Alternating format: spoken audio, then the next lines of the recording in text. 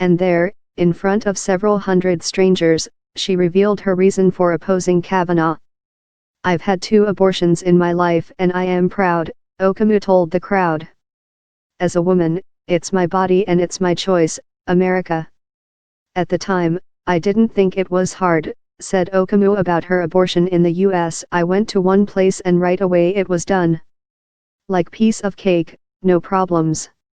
Now there are forces out there, men especially, who want to have a say in what women can and cannot do with their bodies." Okamu was one of thousands of people across the country who marked this year's Women's Equality Day with protests against the nomination of Kavanaugh.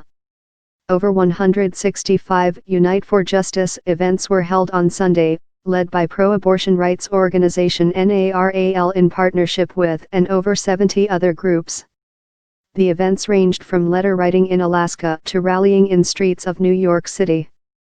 This day of action is to show the administration, to show the Senate, that stopping this nomination is the right thing to do, because Kavanaugh is an extremist and because a conservative majority on the court will have dire consequences, said Erica Motter, a spokesperson from Donald Trump's legacy, if Kavanaugh is confirmed, isn't going to last for 4 or 8 years, added Kaylee Hansen-Long, National Communications Director at NARAL. "It's going to last for the rest of our lifetimes. We have to make sure Trump's anti-choice legacy is not the law of the land." Organizers also called attention to Kavanaugh's expansive view of presidential authority. "The left doesn't typically mobilize around the judiciary," said Motter.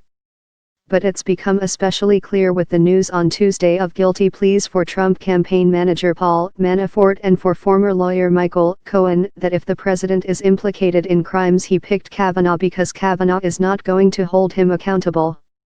Rallies against Kavanaugh picked up steam last week after Manafort was found guilty of tax evasion and bank fraud, and Cohen pleaded guilty to tax evasion, bank fraud, and campaign finance violations.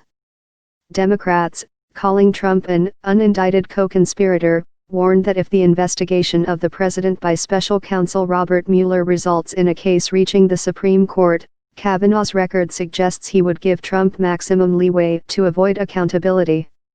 In a 2009 article by Kavanaugh in the Minnesota Law Review, he argued that presidents should not be subject to civil lawsuits or criminal investigations in office because they were time-consuming and distracting.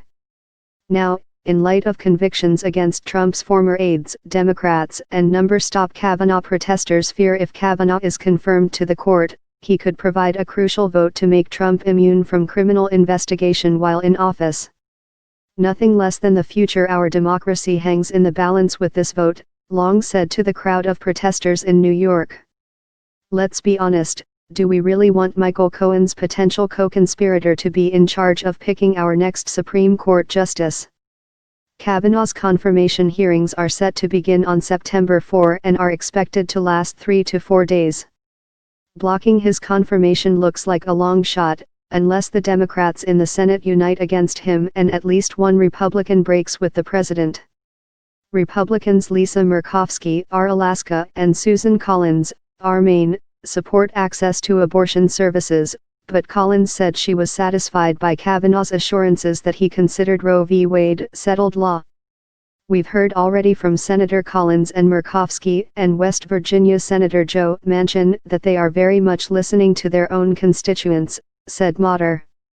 "They are still on the fence. We would like them to come off the fence." To that end, Motter said Sunday's rally set its sights on voters who could help influence not only the outcome of the confirmation hearings, but also the midterm elections, especially people who live in Maine and Alaska, people who live in the red states that have Democratic senators, and people who live in blue states with Democratic senators and wish they would make some more noise and be aggressive. More News Pulse news stories on the Supreme Court.